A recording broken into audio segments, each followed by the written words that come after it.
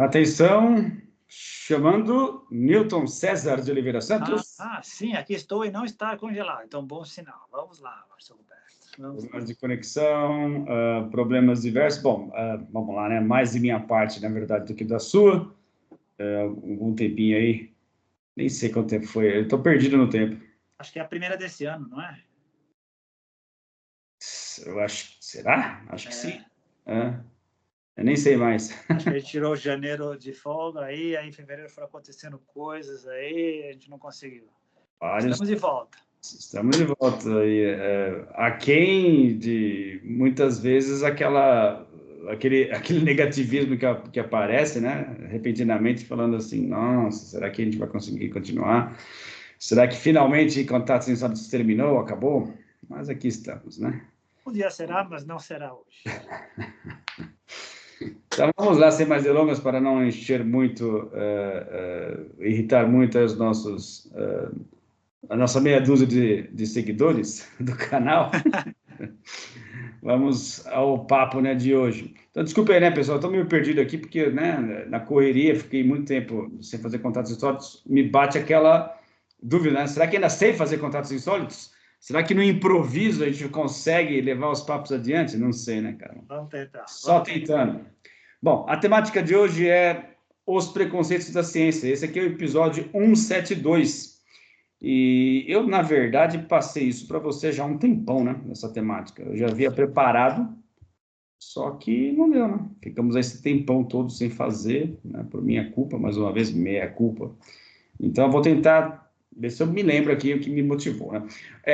Eu estava, acho que, não sei, talvez no YouTube estava simplesmente lá nos shorts e apareceu um vídeo do Joe Rogan, né? Que é do programa de lá, The Rogan Experience, né? E ele estava entrevistando o Mel Gibson. E nesse vídeo, o Mel Gibson conta uma história muito maluca, assim, né? Que tinha um mestre Qigong, né? Nem sei se pronuncia dessa forma, na verdade, em chinês, aquela arte marcial lá, não sei se fala Qigong. É Qigong ou Qigong? Qigong. E alguém deve ter encaminhado, né, para o Mel Gibson esse cara, né? Ele não falava quase nada de inglês, e aí ele mencionou que estava fazendo alguns gestos, assim, fazendo algumas demonstrações, e ele sentia, né, esse mestre distante dele, mas quando ele fazia alguns gestos, como se estivesse, né, gritando, assim, enviando alguma energia para ele, ele sentia fisicamente, mesmo à distância, um impacto daqueles gritos, daqueles movimentos que aquele mestre de Qigong estava fazendo, né? E ele falou que em um determinado momento ele estava voltado para uma parede e ele se sentiu como se estivesse levitando. Tamanho era a energia, isso deixou ele assustado, né? E aí, na sequência, ele também reflete a que ponto que a ciência poderia, né, se não fosse tão preconceituosa de estudar coisas desse tipo, por exemplo, né, que são raras de se ver, o quanto que, de repente, a gente não poderia estar revolucionando a nossa forma de lidar com o mundo, né?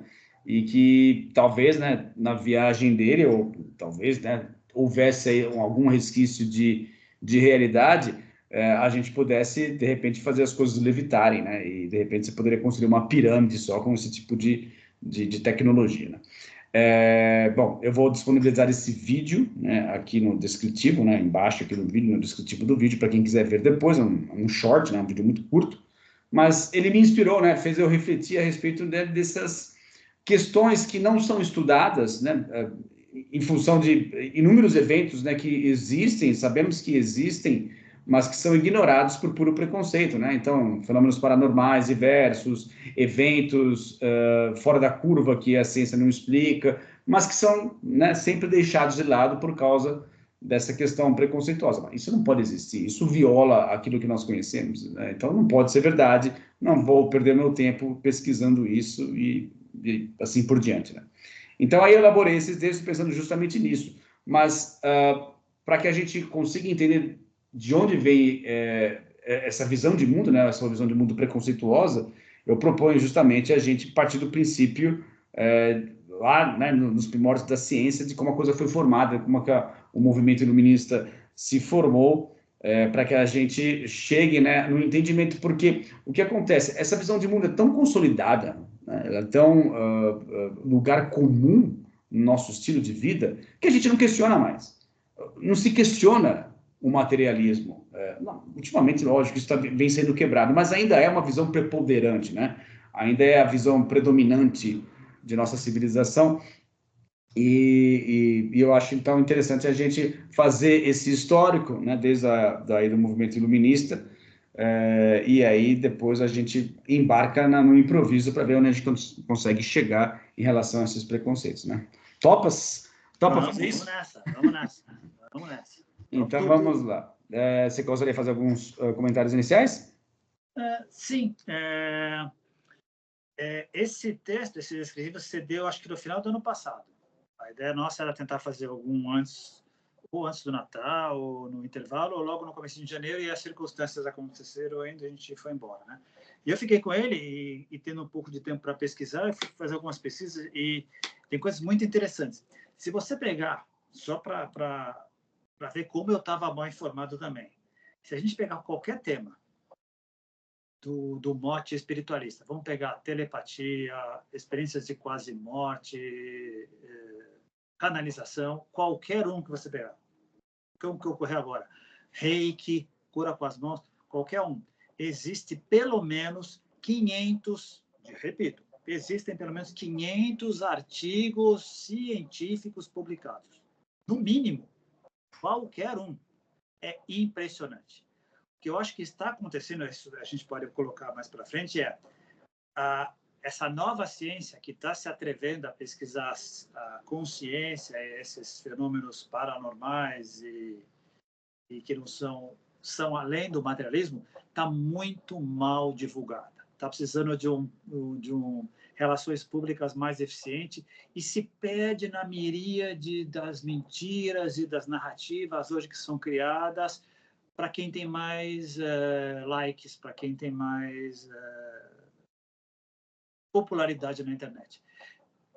Sabe que são 500, no mínimo 500 artigos? Alguns telepatia têm mais de 20 mil artigos científicos. Experiências de quase morte, milhares. Então, é gente fazendo pra caramba. É que não dá ibope.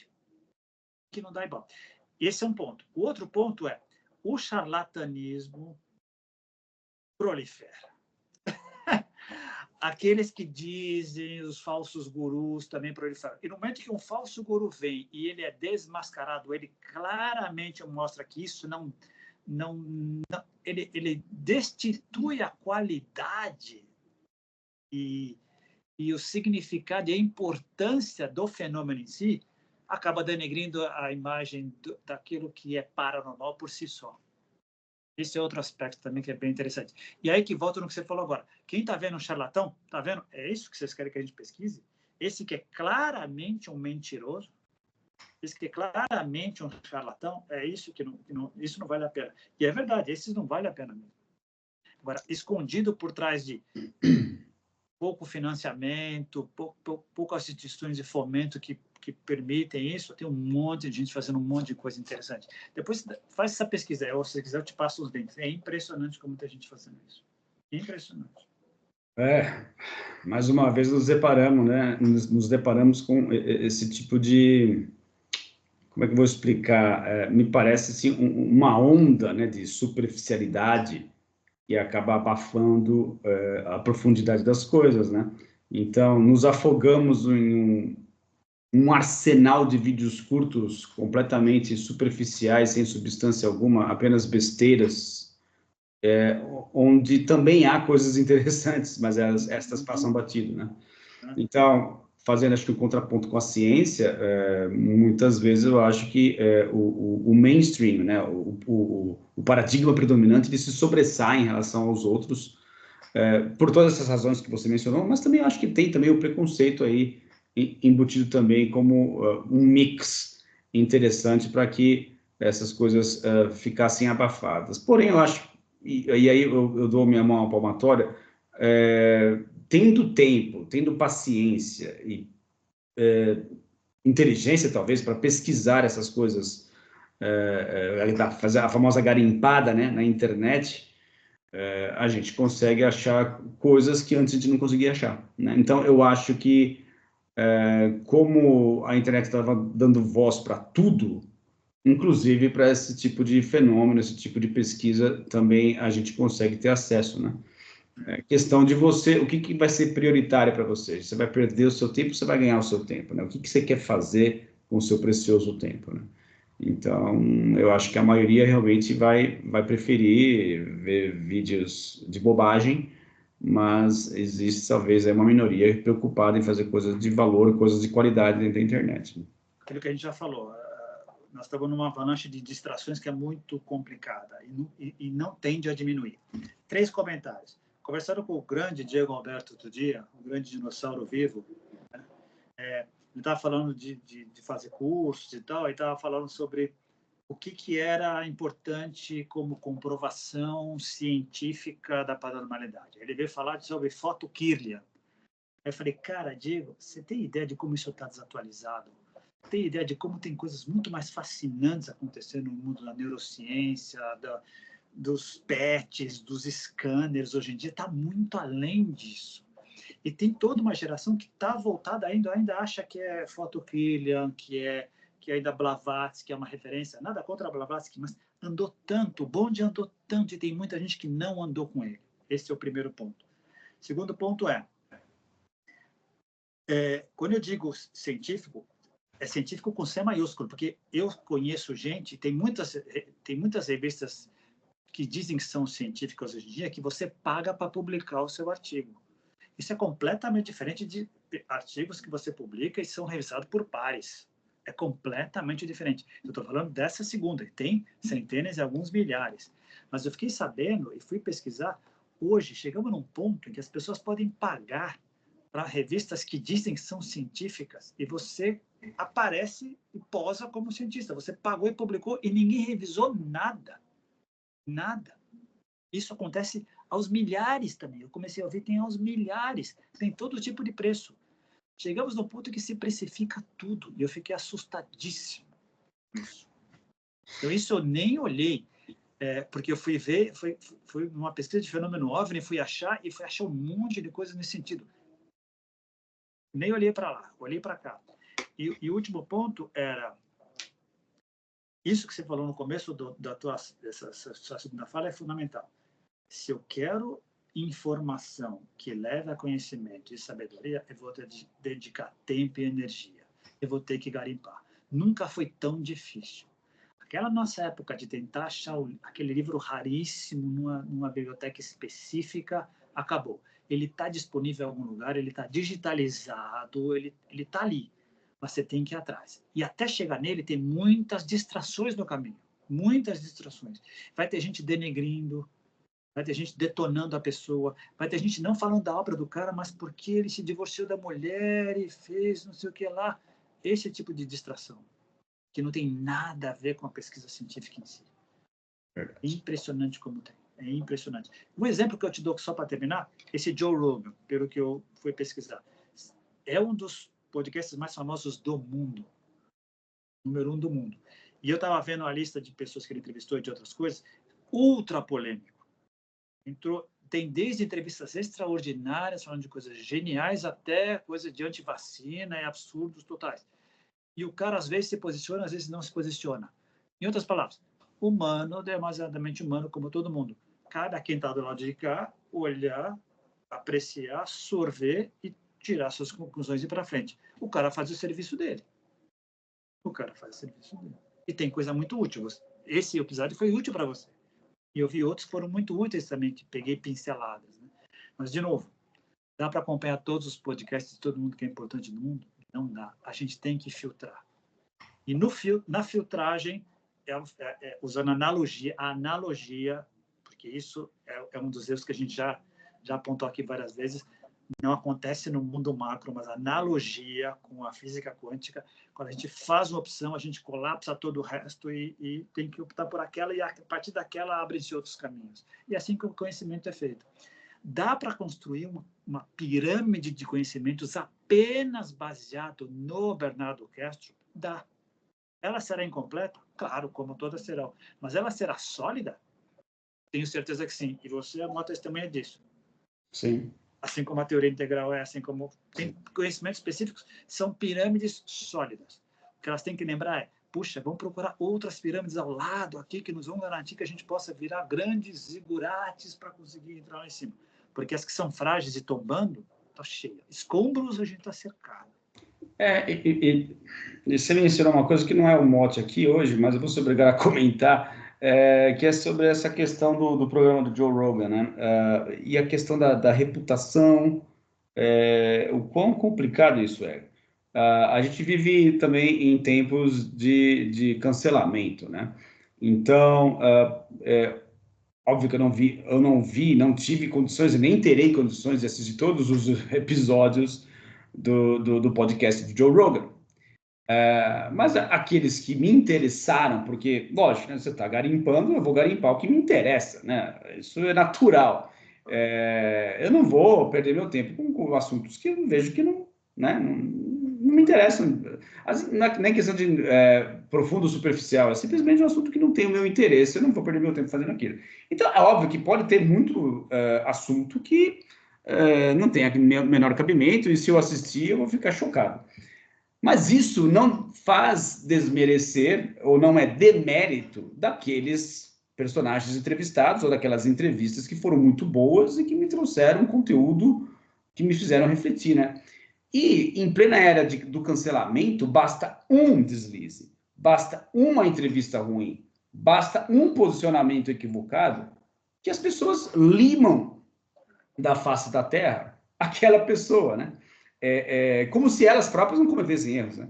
Então, assim, é muito maldoso, né? É muito triste esse tipo de posicionamento, né? Em que você, com um olhar super crítico, mas apontando o dedo, né? Jamais, né? Se reconhecendo como parte do problema também, de você, de repente, desconsiderar todas as coisas úteis que uma pessoa promove porque ela cometeu um deslize ou falou uma besteira, porque será inevitável. Nós aqui também corremos esse risco, né? De falar besteiras e de, enfim, sermos inconvenientes. É o risco da gente estar dando a cara para bater na internet. Gravamos e colocamos no ar, né? Então, nem sempre a gente vai conseguir ser coerente, sensato, profundo do jeito que nós gostaríamos. Às vezes estamos sem inspiração, porque o programa é gravado e é tudo no improviso, né? Tem um roteiro, na verdade tem um texto, né, um descritivo que nos dá um norte, né? Mas não existe um roteiro de fato, né? Um passo a passo.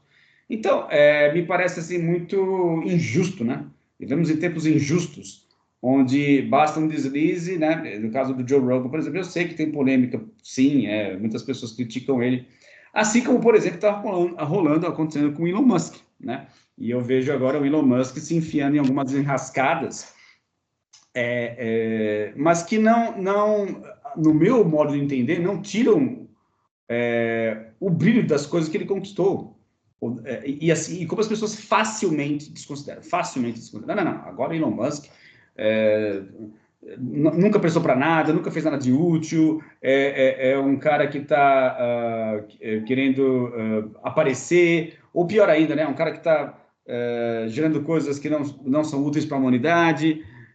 É impressionante esse tipo de conclusão, né? Então, é um parênteses, não faz parte do escopo do que nós queremos discutir aqui hoje, mas me parece inevitável, né? Mas eu acho que eu vou tentar dar um nó nessa gota e tentar trazer para o que a gente está conversando agora. Vamos ver se eu consigo. Primeiro, comentário rápido. Esse risco de estar na internet, todos correm do cancelamento e do linchamento público, é muito complicado. E eu confesso, já falei para você, agora eu vou falar publicamente se eu não falei. A gente só grava isso porque eu tenho um carinho enorme por você, que a gente fazia isso fora e a ideia era fazer para tentar ajudar na divulgação do livro e depois fica uma coisa que a gente compartilha e que traz conteúdo para todas as pessoas.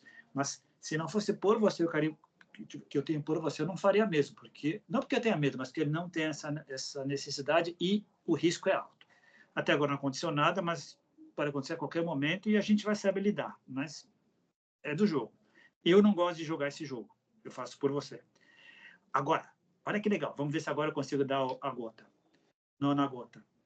Falando em épocas de cancelamento, o que é o torpedeamento do materialismo quando qualquer ideia que contradiga essa exacerbação do material vem à tona e alguém dá um pequeno deslize e serve como gancho para que você ceife toda a ideia. Então, esquece comunicação com o espírito, esquece experiência de quase morte, esquece telepatia, esquece. E nunca olhando a experiência em si. Às vezes é a premissa da experiência, o pessoal mal vê a premissa, ou o caráter, ou uma pessoa duvidosa. O cancelamento vem de 2 séculos atrás. Ele foi se modernizando. Né? E agora, a gente está vendo agora por várias facetas. Trabalhando com o pessoal da teoria integral, eu comecei a me disciplinar para tentar ver o máximo possível de perspectivas. Essas pessoas, às vezes, têm preguiça, e está no teu descritivo também. Essas pessoas têm medo de que, puxa, se for verdade, o meu castelo vai ruir. E o que eu faço com isso? O que eu faço se 1% for verdade? Porque tem que ser 0%. O materialismo parte do princípio tem que ser 0%, concorda? Se 1% for verdade, que é o que a ciência com P maiúsculo diz. Puxa, eu tenho que investigar. Eu estava falando com o pessoal do Cosmologia lá do Chile outro dia, eles estavam falando para mim o seguinte, os físicos da cosmologia, eles adorariam ser contraditos. Eles adorariam porque isso é material para pesquisa, para continuar pesquisando, porque senão a gente fica meio atado, a gente fica meio, poxa, será que a gente já explicou tudo? Eles dizem, a gente tem inveja do pessoal dos neurocientistas, porque o cérebro é muito mais complexo que o universo. O universo, basicamente, a gente já mapeou. Tomara que a gente esteja errado. Esse é o cientista verdadeiro. Ele quer ser contradito para poder ir atrás. O materialismo é fechadinho. É essa a minha área de atuação. É isso. É assim que o mundo funciona. Nada além disso é passível de importância ou significado.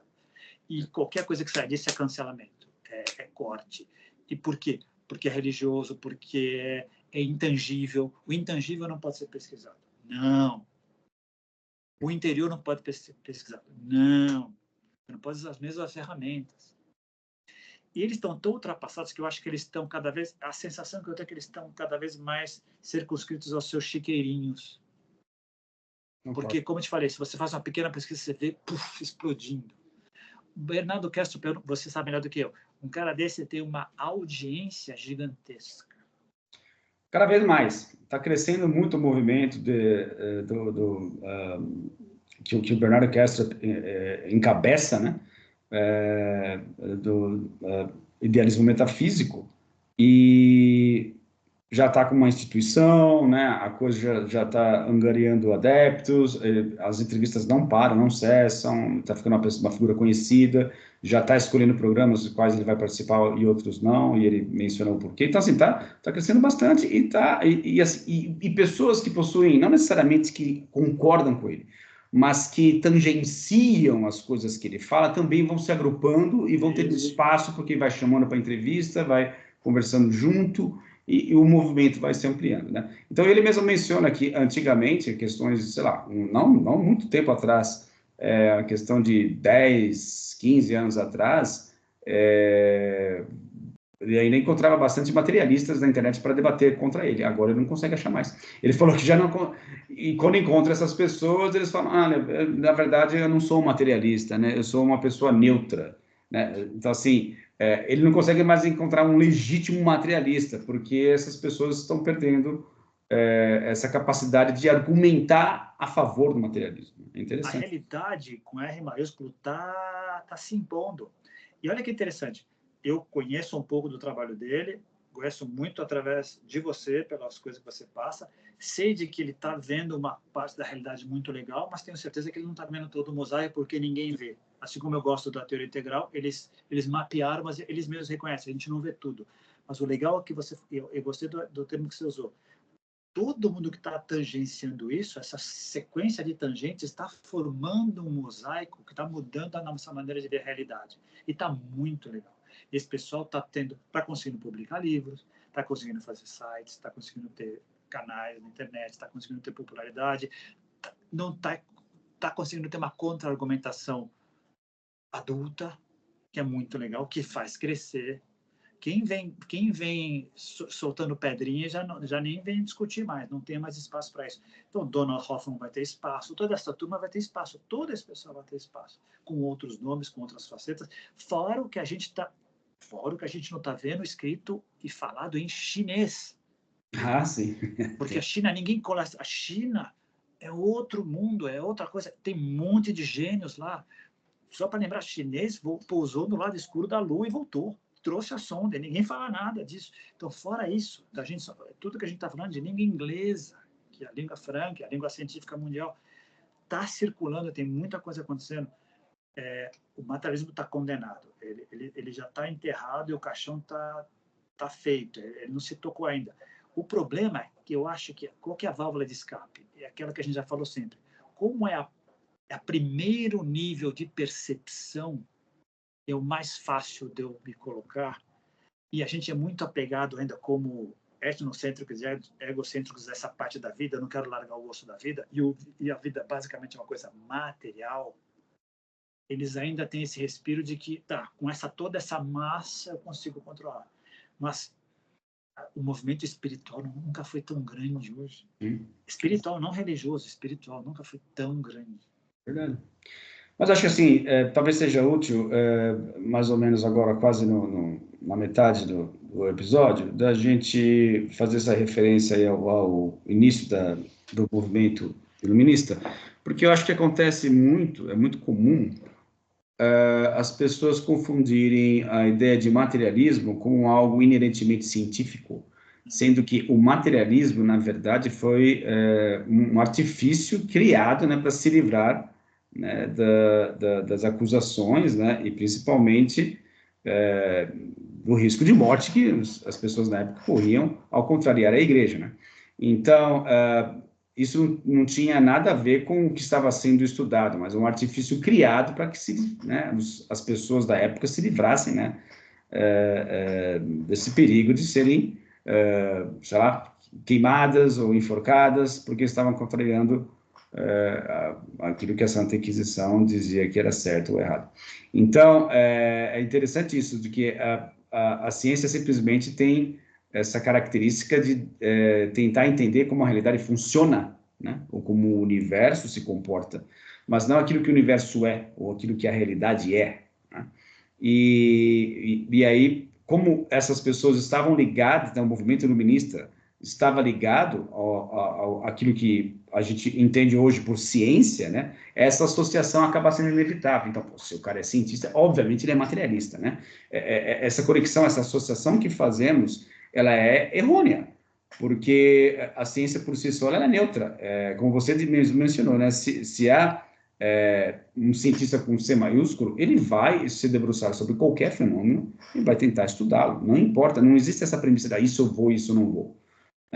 Não importa, eu vou partir para cima e vou tentar entender, porque é um comportamento, a realidade se comporta de tal maneira que é possível entender, é possível catalogar, é possível eu prever dentro desse tipo de fenômeno o que vai acontecer na próxima oportunidade, então eu vou estudar. Então se confunde muito, né? Então acho que é interessante a gente analisar essa ideia de que foi criado esse artifício da matéria, que seria algo externo, objetivo, que não possuía nenhuma relação com o espírito, com a alma do ser humano, né? Então, enquanto a igreja estava lá ocupada, né, em tentar manter controle sobre a mente das pessoas, sobre o espírito, sobre a alma das pessoas, né, ou seja, ao ponto de você estar definindo que aquela pessoa, quando ela for morrer, ela vai para lugar X ou lugar Y, né? Ou seja, a igreja tinha a total gerência do aspecto psicológico, mental, ao ponto de definir como as coisas seriam, e as pessoas embarcavam, de fato, nessa ideia, né, ao ponto de comprarem terrenos no céu ou de venderem suas coisas para a igreja, porque assim estavam ganhando confiança de Deus e assim por diante. Então, quando surgiu essa ideia de uma coisa, uma substância, algo que era completamente independente da mente humana, algo externo que poderia ser medido, mensurado, pesado, né? Dado um nome para aquilo fora desse âmbito mental, a igreja simplesmente olhou para aquilo, tá bom, vocês querem então trabalhar com essa coisa fictícia aí que a gente nem acredita que exista, beleza, vamos embora, aí não vai afetar em nada, porque a gente está em outro tipo de negócio. Nosso negócio é a alma humana, nosso negócio é o espírito humano. E aí eles conseguiram, então, abrir as comportas do desenvolvimento científico, né, com essa ideia de que vivemos em um mundo de coisas objetivas, objetos separados uns dos outros, os quais se influenciam mutuamente, e a questão subjetiva da mente humana, da alma, do espírito, são coisas que não nos interessam, não vamos nos debruçar sobre isso, é uma coisa irrelevante. E isso foi, ao longo da história, ficando cada vez mais separado, né? Essa bifurcação ocorrida lá atrás, que era simplesmente bastante útil, né? Porque imagina que a gente vai, né, tentar bater de frente com a igreja aí e correr o risco de enfrentar um julgamento e morrer. Não, então vamos fazer isso. Mas o tempo passou, essa bifurcação nunca parou de acontecer, e é isso que a gente chega numa encruzilhada, onde é preciso olhar para isso, né, de forma corajosa e reconhecer de que o materialismo não faz sentido. E essa que é a briga, né, que você percebe que alguns expoentes do idealismo metafísico estão propondo atualmente e estão ganhando essa guerra, cara, sinceramente, porque é difícil achar algum materialista ainda convincente assim de querer enfrentar essa briga.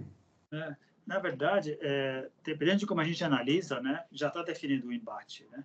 Se você parte do princípio de que a consciência existe e ela, como ela veio, uma coisa que não é material, veio do mundo material, como você não sabe explicar, e dizer que simplesmente aconteceu, a Deus dará, e coloca a Deus na equação, já foi a nocaute, já acabou. O que eu achei interessante na tua recapitulação, é bem interessante, é bem legal, porque me pensar algumas outras coisas legais. Olha só, quando a igreja fala, fica com essa parte material, até porque ela estava tentando também se esmiuçar no mundo material, e estava quebrando a cara, porque estava dizendo coisas que a realidade estava se mostrando outra. Não, a Terra não era o centro do universo. Não era bem isso, estava começando a se mostrar. Então, ela teve que abdicar dessa parte para conseguir ficar com a parte dela.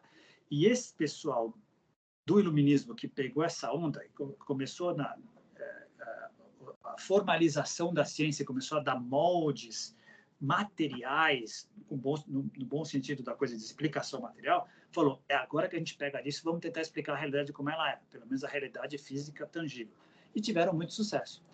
Aí veio o grande crime, o grande assassinato do iluminismo, quando essa separatividade abriu de um jeito que nunca mais se reconciliou e ficou separado, de tal maneira que um não se miscui na área do outro. Só que todos os vanguardistas chegaram à conclusão de se eu quero falar da realidade, eu tenho que falar de tudo, do interior, do exterior, do individual e do coletivo.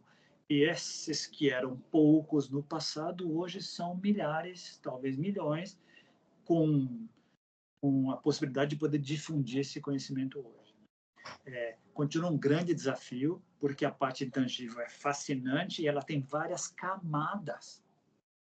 Então, isso é que é legal. São camadas, e para a gente ir camada por camada, temos que fazer aquilo que o pessoal da teoria do negócio chama da injunção. Eu tenho que ter 3 passos para ter um conhecimento verdadeiro. Eu tenho que ter uma injunção, isto é, me diz o que eu tenho que fazer. Por exemplo, junte sódio mais cloro, NaCl, você vai ter sal. Essa é a injunção. Segundo, tem que ter experiência. Vai lá e faz. Não fica só lendo a teoria, vai lá e faz. Terceiro, procure uma comunidade que tenha feito a mesma experiência que você, coloque o seu experimento à prova e veja se eles corroboram ou não. Esse é o conhecimento. Qualquer conhecimento humano, científico, passa por essas 3 vertentes, inclusive os intangíveis. Meditação é assim, experiência de quase morte é assim, fala com o espírito assim, contato extraterrestre assim, o que a gente botar aqui na jogada. Inclusive, experiências conscienciais com psicodélicos, com substâncias enteógenas, é assim. Agora, o que a gente não enxerga com os nossos 4 sentidos, é claro que é muito maior do que a gente tem contato. Então, demanda mais trabalho. Quando o Dmitri Mendeleev bola a grande tabela periódica dos elementos, achando que só aqueles 82 ali dava conta de todo o universo, revolução, mas hoje já não são 82, são mais de 100. E, isso é o que a gente consegue mapear, mas e os que a gente não está vendo? Vírus que não são físicos, mensuráveis, onde a gente pode contar os números de átomos. Pô, a gente está num momento, ao mesmo tempo que a gente está num momento super complicado de narrativas mentirosas, pós-verdade, cancelamento e tal, nunca tivemos tantos recursos para poder crescer e encontrar tribos legais que nos permitam ir além, transcender. O melhor momento para transcender é agora. Concordo. Você consegue achar de tudo na internet, desde as coisas mais bizarras até as coisas mais edificantes. É a questão de com o que eu me afino, com o que eu me afinizo, com o que eu vou trabalhar. E essa é uma pergunta que vale ouro, né? A gente tem que se perguntar isso. Eu estou perdendo meu tempo ou estou ganhando tempo? E estou investindo em algo ou estou perdendo algo, né? Então, todas essas perguntas são importantíssimas quando a gente se depara com esse tipo de evento, né? Mas, assim, eu acho que é interessante a gente retornar à questão do materialismo como fazendo uma ponte, inclusive, com o Don Hoffman, porque partindo daquela ideia de que a gente evoluiu de forma a sobreviver e não de forma a ter acesso à verdade, isso acaba criando uma ponte interessante aqui no na nossa temática da questão do preconceito, né? Porque, além disso, a ciência está se debruçando sobre aquilo que os nossos cinco sentidos nos ensinaram a identificar, não é? Então, a fisicalidade, ou aquilo que nós chamamos de materialismo, né, assim como foi definido, né, pelos caras que estavam lá no período iluminista, justamente aquilo que aparece na nossa tela de percepção, né? Ou seja, é aquilo que nós conseguimos mensurar com os nossos sentidos, e obviamente que existem hoje máquinas que conseguem mensurar coisas para além dos cinco sentidos, mas sempre com essa ideia, né, de que existe algo lá fora que pode ser mensurado. Como é que você mensura isso? Então, você tem todos os animais, né, com sentidos diferentes dos nossos, né? Os cães, por exemplo, com um olfato muito mais desenvolvido que a gente. Você tem os morcegos, né, com a ecolocalização. Então, a pergunta que fica é, o que esses animais estão mensurando? Porque a gente não tem essa habilidade de captar esses sinais, né, ou de transitar pelo mundo dessa forma, mas eles têm. Então, se aqui mesmo, no nosso mesmo ambiente, a gente possui outros animais, outros seres vivos capazes de acessar outros níveis de realidade, se a gente quiser sair do âmbito da pura sobrevivência e a gente quiser viver, né, com V maiúsculo agora também, né, usando sempre essa forma de se posicionar que você sempre gosta, a gente vai ter que sair, né, dos cinco sentidos. A gente vai ser obrigado a lidar com coisas que se encontram além do trivial, né? Porque você não vai conseguir simplesmente viver apenas lidando com a sobrevivência. Você tem que ir para além da sobrevivência para tentar entender esses casos.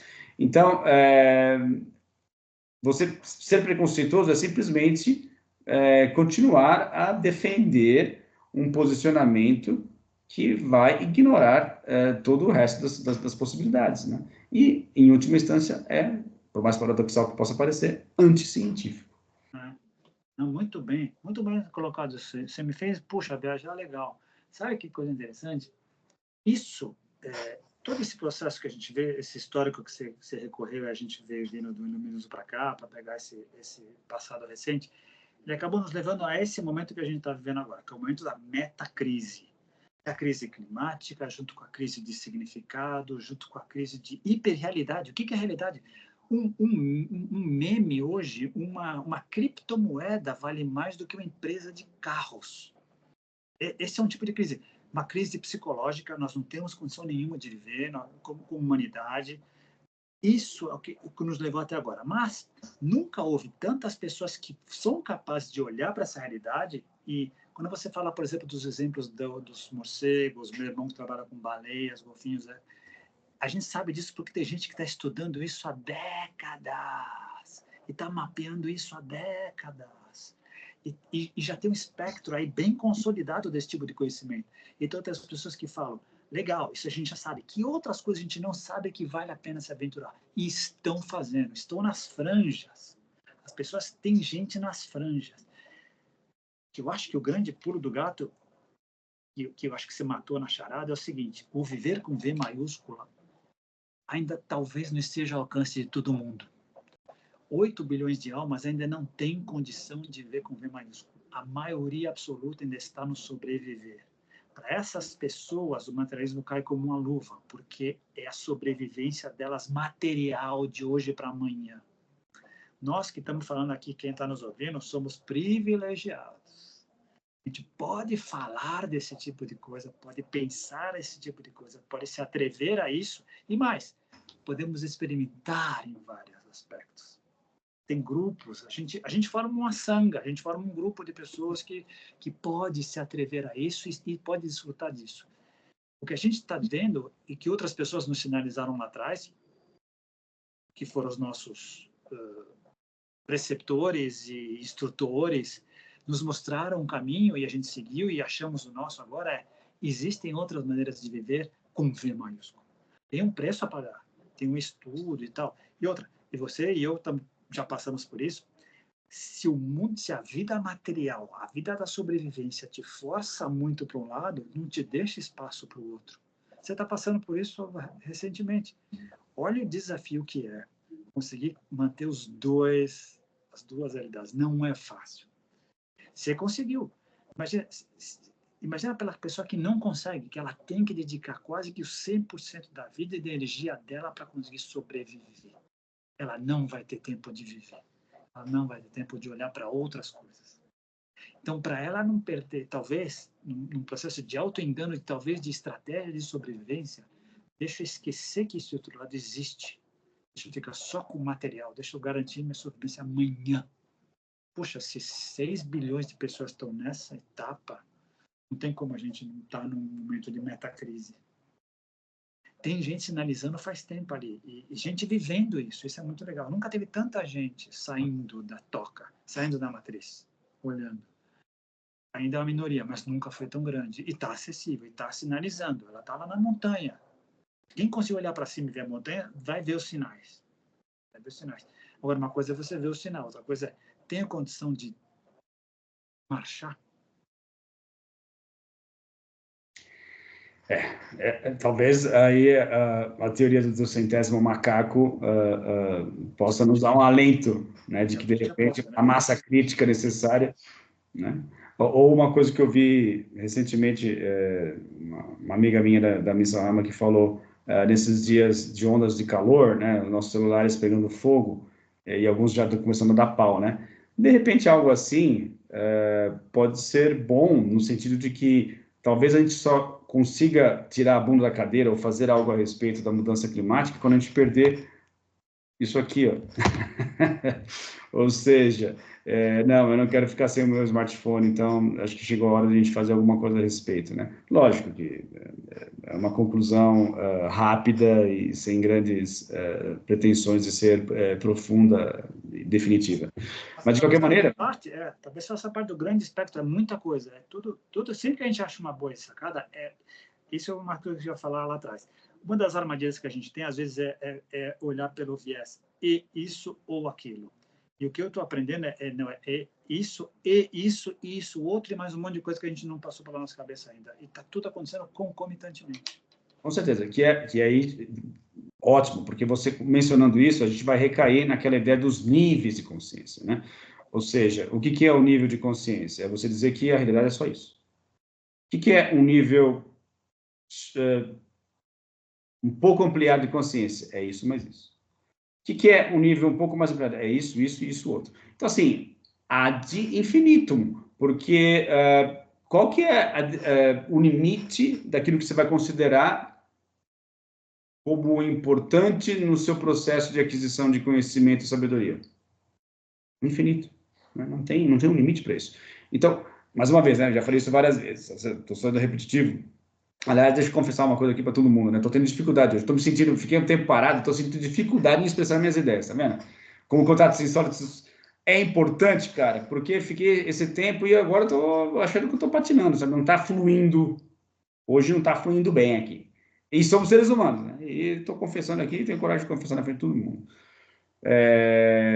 Mas essa questão dos níveis de consciência, eu já mencionei outras vezes, né, de que para mim eram simplesmente palavras, né, que eu li em livros, né, assim, é uma questão de consciência, é uma questão de nível de consciência, blá, blá, blá. Mas hoje eu percebo que é pura realidade, né? Porque se você está concentrado apenas aqui numa coisa, sobrevivência, você não vai sair daqui. Você não vai considerar outros fatores que estão em volta, no entorno, e fatores, inclusive, internos seus, né? Mas a partir do momento que você passa a considerar outros fatores, você passa a ampliar o seu nível de consciência, passa a considerar outras questões que são tão importantes ao ponto de fazerem diferença para que você saia daquela condição, né? Porque até então você está tão amarrado naquilo, você está tão fechado naquilo que você não consegue ver saída. Onde está a saída? Na terapia. Ao fazer a terapia, você está dando a oportunidade de uma pessoa externa a você opinar sobre coisas que você já definiu como conclusivas dentro de você. E aí, ao você terceirizar aquilo para outra pessoa, ou dar a oportunidade para que a outra pessoa opine sobre aquilo, você percebe que realmente você estava enclausurado em seus próprios pensamentos, ou enclausurado em suas próprias conclusões, porque, na verdade, não existe um limite muito bem definido dessas coisas. A gente impõe esses limites em nós mesmos, né, por pura ignorância. Então, lógico, eu mencionei aqui a questão da terapia, mas isso é válido para qualquer outro tipo de circunstância, né? Então, níveis de consciência, exatamente isso. É o quanto que você consegue considerar na equação da vida. Quanto mais você consegue abrir esse leque, mais chances você tem de transformar a sua própria vida e a vida dos demais. Muito bem. O exemplo da terapia é muito bom. Isso é outra coisa que me veio outros dias também, que é uma armadilha que a gente cai sem perceber. Quando a gente faz qualquer mapeamento, e você adora essa expressão, por isso que eu vou usar aqui também, a confusão do mapa com o território é fatal. E a gente acaba tomando o mapa pelo território. Mas os mapas ajudam muito. O mapa do Waze ajuda pra caramba. A realidade do sistema viário é muito mais rica, mas o mapa do Waze ajuda pra caramba. Então, todas as outras ferramentas que a gente usa são mapas geniais, mas são sempre parcos comparado à realidade. Mas são úteis. Onde eu quero chegar? Quando a gente está mapeando alguma coisa e coloca em gráficos, etc., por exemplo, níveis de consciência, a gente acha que é um processo linear. Não, hoje eu sou um egocêntrico, amanhã eu serei um etnocêntrico, depois eu vou ser um mundicêntrico, vai ser linear e eu não voltarei. E não, o processo de crescimento ele é caótico, ele é browniano, movimento browniano. Então, eu posso, como você ou eu, a gente pode passar 8 horas por dia ralando num nível raso, de sobrevivência pura, mas tirar meia hora por dia e fazer uma meditação e transcender e ir para o profundo. Depois voltar e ter que ficar lidando com coisas comezinhas como fazer comida, senão eu não sobrevivo. E depois, puf, e ter uma relação legal com a minha esposa, com a minha pessoa transcendental. E ele é caótico, ele é assim. Ele é assim. Ele não é como a gente acha que deveria ser também, passo a passo. Uma terapia não é assim, olha, você vê na primeira sessão, você vai ter esse problema, esse trauma liberado, o segundo vai ser assim. Não é assim que funciona. O crescimento, ele é... Isso é fascinante, porque também nos dá... Eu posso dar um tremendo de um salto. Eu posso dar um tremendo salto e ficar lá, e não retroceder depois. Ou não, eu posso ficar muito tempo parado, não avançar muito no começo. É do jogo cósmico. E como é que a gente consegue dar continuidade depois de exposições assim tão amplas, né? Mas assim, mas veja, a questão voltando à questão do preconceito da ciência, né? É justamente isso, né? É o foco que é dado a uma coisa sem querer enxergar as outras coisas, né? Então você, a partir desse momento, definiu o que é possível e impossível dentro da sua visão, né? Mas é aquela coisa, né? Você tem um cientista de laboratório, o cara que está ali, né, tentando manter as coisas sob controle, acreditando que a realidade é X, e de repente ele sai, vai tomar ayahuasca, sei lá, em algum lugar da selva da Costa Rica, passa por uma experiência completamente que quebra todos os seus paradigmas em relação à realidade, e conversa com um xamã que nunca esteve dentro de um laboratório, e esse xamã vai dar uma aula para ele sobre realidade que vai deixar ele de queixo caído.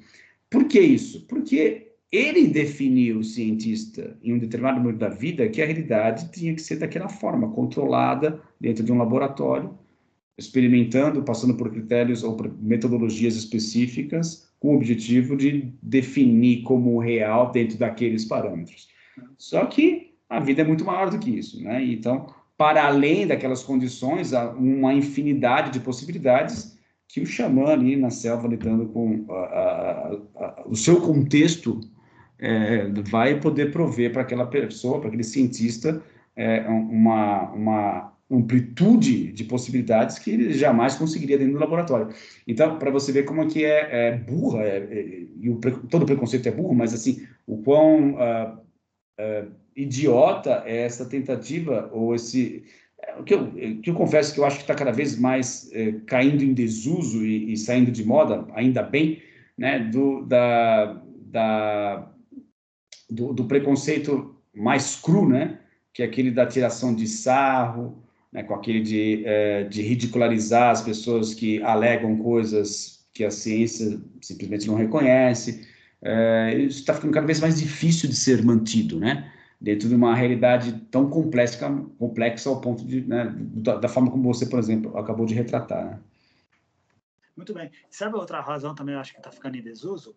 Porque quem verdadeiramente quer o conhecimento já percebeu que ou fica no seu quadrado ou não entra no jogo. Aqueles cientistas que verdadeiramente, com C maiúsculo, que são capazes de dizer, olha, no laboratório é assim que acontece mesmo. Fora dele, eu não me atrevo a dizer. No laboratório é assim. E ele garante que no laboratório é assim mesmo e é reproduzível. Essa é a parte bonita da ciência. Não existe ciência turca, católica, branca. Não, a ciência é ciência. Então, reproduz em qualquer lugar do planeta. Bárbaro. Esse se reconhece. E aí que mostra como também a gente cai em certas armadilhas. Fritjof Capra foi um cara que eu admirava pra caramba, o tal da física achei o máximo, até eu perceber que, dependendo do que a gente analisa, é uma grande bobagem. A premissa de que a física quântica comprova a espiritualidade é furada. É furada, ela não comprova coisíssima nenhuma. São duas áreas de conhecimento imissíveis. Elas entram no grande mosaico. Quando Ken Wilber escreve Quantum Questions, e lista 17 físicos teóricos que dizem: nós fazemos física, pesquisamos isso, mas a nossa espiritualidade a gente vai ver na igreja, ou na sinagoga, ou na meditação. A gente vê isso fora daqui. Não tem nada a ver uma coisa com a outra. Está mostrando muito claro. São áreas de conhecimento e transcendência completamente diferentes. Quem cai na armadilha rasteira, eu acho que é... Sabe o que eu estou pensando agora? Esses materialistas com M minúsculo são muito infelizes, eles usam como estratégia de sobrevivência. Se eles não atacarem, onde é que eles vão atacar de novo? Eles vão atacar no ridículo, eles vão atacar naqueles que mentem, eles vão atacar naqueles que usam mal a espiritualidade. Está cheio. Os extremos, né? Os extremos. Charlatões, né? Porque se eles não atacarem isso, eles não têm material para conseguir sobreviver. Eles não vão chegar quando eles fazem um autoquestionamento com si mesmos e dizem, legal, se isso que está acontecendo for verdade, como é que fica a minha estrutura de vida? É muito complicado. Não é para qualquer um segurar a peteca. São, por exemplo, os Richard Dawkins da vida, né? Que estão, eu acho que estão cada vez mais em desuso. Está cada vez mais difícil você manter esse posicionamento de crítica exacerbada de tudo aquilo que se encontra para além da ciência. Não dá para manter mais esse posicionamento, porque a própria ciência vem nos dizendo que não existe uma realidade feita de objetos separados, existe um grande campo quântico que permeia tudo, né? E fazemos parte disto, e então essa separatividade toda, ela pode nos ser útil, como você mesmo mencionou, em determinados segmentos da ciência para analisar determinadas circunstâncias, né? Mas ao tentar fazer essa leitura do todo, ou esse entendimento da realidade, ainda mais agora com a inteligência artificial, vídeos cada vez mais indistinguíveis da realidade, você vai ser obrigado, mesmo os cientistas mais tradicionais vão ser obrigados a sair dessa casinha, porque não tem como se segurar essa onda mais. Exatamente, isso que eu ia falar, exatamente. E olha, dá para entender a linha de raciocínio, porque eles investiram a vida inteira e para essa linha, quando você se fecha, se você põe a sua viseira, tudo que você olha na sua frente vai estar na sua viseira. Então, quando o Dawkins, sei lá, quando ele escreve O Gênio Egoísta, ele dá toda a importância do mundo para o gene e diz que o gene que controla todos nós, e que é o gene que é o mote da evolução, e que ele que está fazendo com toda essa transformação nossa planetária para que ele venha a sobreviver, ele monta um raciocínio lindo. O livro é maravilhoso. Aí você lê um cara, como eu estava no outro dia, não, tudo que ele falou do gene pode ser para o microbioma, as bactérias que estão no nosso intestino. Eles estão, antes de todo mundo acontecer, eles estavam lá e também estão se utilizando de nós para controlar o nosso corpo para ir adiante. É o mesmo raciocínio, é o mesmo. E quando vem a epigenética, que mostra, peraí, genética é importante sim, mas não é tudo. Ela acende e apaga a importância de cada gene, dependendo do ambiente, uma série de outras coisas. Putz, e aí, como é que eu faço com a genética? A importância do gene. Está tudo mudando. Isso é que é legal, está tudo mudando ao mesmo tempo. Quem é que cresce? Quem coloca isso dentro do pacote. Fica mais complexo? Fica. Fica mais difícil de entender? Fica. Mas fica mais fascinante. Agora, se eu já for, imagina, eu sou doc, eu formatei tudo isso daqui. Cara, me aparece esse negócio de epigenética, onde é que eu meto isso na minha estrutura? Sem dúvida, né? É um grande desafio. Você estava falando, me veio uma outra linha de pensamento e agora ela fugiu, cara, me escapou completamente. Você me abriu uma fenda aqui que era possível discorrer sobre um determinado ângulo e isso acabou. Agora acho que não vou lembrar mais. Mas é isso, cara. Eu acho que está cada vez mais difícil você manter esse tipo de visão, né, materialista, preconceituosa, né, e não aceitar de que, né, a realidade se tornou muito mais complexa. Acho que o próprio estilo de vida que a gente vem levando, né, tudo está muito mais complexo. Não tem mais como você considerar apenas um aspecto em relação aos demais, né? Então, eu acho que a teoria integral é muito feliz, cara, em realmente, se não ser completa na sua teorização a respeito da realidade, ela acaba dando um exemplo de como a gente pode navegar nessa realidade de uma forma, da forma mais saudável possível, né? Porque ela consegue fazer esse mapeamento, né? Considerando vários níveis de inteligência, vários níveis de aquisição de conhecimento, né? E uma coisa que eu estava pensando agora, uma coisa que a gente pode fazer, outro cara que a gente admira muito, quando o Sheldrake escreve Science of Delusion, ele lista lá os 10 dogmas da ciência, ele, para mim, ele põe num caixão e bate o martelo ali, ele já mostra. É importante, mas tem suas limitações e vamos embora. O que a gente poderia tentar fazer, para próximos episódios do nosso papo, era o seguinte, cara, usando a ideia do William Blake, se as portas das percepções fossem polidas, a gente veria a realidade como ela verdadeiramente é, infinita. Vamos tentar nos atrever a explorar esse infinito. O que a gente poderia... E coisa que a gente não falou ainda, que falou muito pouco. Não sei. Explorar outras áreas da espiritualidade, explorar outras áreas da mente, explorar outras áreas da terapia. Eu lembrei o que queria falar, cara. Eu acho que Bom. Não vai, mas talvez a gente deixe isso para outro episódio, mas só para dar uma pincelada.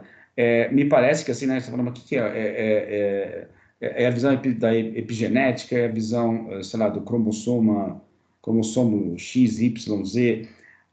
Me parece que, na verdade, a natureza como um bloco, a vida aqui nesse planeta parece ser um palco onde a natureza luta para se expressar das mais variadas formas, ou seja, é um palco onde tudo quanto é tipo de ator quer participar, quer dar o seu pitaco ou dar a sua contribuição, seja para o bem, seja para o mal, para se expressar nesse nível de realidade, né? Então, me parece que enxergar o todo fica cada vez mais preponderante nessa nossa análise aqui, em detrimento do individual, ou seja, perceber que nós, como natureza, não como parte da natureza, nós somos a natureza, temos esse papel de entender que, como seres buscando a metacognição, e a metacognição sendo um artifício ainda muito inconsistente, mediante o tempo de evolução na Terra do ser humano, né, que é uma coisa muito recente na história, essa capacidade autorreflexiva, temos essa responsabilidade de tentar organizar essa zona, digamos assim, né, e permitir que haja espaço para todos os tipos de expressão, todos os tipos de diversidade, em direção a esse lugar que parece que a natureza quer que ocorra, porque senão a gente não estaria aqui, né? apesar dos pesares, apesar de todos os riscos que nós representamos, estamos aqui agora, nesse momento, caótico do jeito que somos, mas carregamos a metacognição dentro de nós. Então, acho que isso nos dá, né, como aquela famosa frase, né, do Homem-Aranha, né, com grandes poderes vem grandes responsabilidades. Talvez essa seja a mensagem final aqui desse episódio de hoje. Né? Sei lá. Muito bom, cara. E só para pincelar, que eu achei bem legal que você falou, o mais louco nós, os primatas que conseguiram criar smartphones, somos tão loucos que a gente está fazendo isso, a gente está mapeando essa natureza. Tem o meu irmão que estuda biologia, lá os golfinhos e tal, mas tem um cara que é especialista no mundo em trevo de 4 folhas que cresce acima de 5.000 metros de altura, amarelo. E tem um cara que pesquisa as criaturas que vivem em vulcões. E tem uma fulana que pesquisa as vidas no Ártico. O que a gente puder imaginar, tem alguém pesquisando. Isso é muito louco. Está dando luz para expressões da natureza. A Terra é isso. Presta atenção. O que é um grande documentário? Tem gente pesquisando. Tudo que a gente imaginar, tem alguém pesquisando. Isso é muito legal. É a gente olhando para a natureza e falando, isso é parte do planeta e nós somos parte disso. Nós estamos dando luz a isso. Exato. Não é? Vírus e tudo tá aqui. Querem a mesma coisa, queremos sobreviver. Com níveis de consciência diferentes. Tudo no pacote. Bom, acho que valeu, né? Já bateu 1 hora aí. Legal, deu, né? Mais uma vez, muito obrigado aí por Roberto. Tempo despendido aí. Agora fiquei sabendo também de que você só faz em consideração a mim, mas eu acho que também, no fundo, você também gosta um pouco, né? Não, a gravação, o papo falei sempre. Tá. A gravação é que acho que a gente fez 4 anos antes, sem gravar nem. Agora entendi. Então, beleza. De qualquer maneira, então, muito obrigado pela sua participação sempre primorosa e fundamental para que esse projeto continue vivo. E até a semana que vem, ou quem sabe na próxima, ou na próxima, de Contatos Insólitos. Quando der. Grande abraço, cara. Até mais. Valeu. Até mais. Te cuido. Tchau.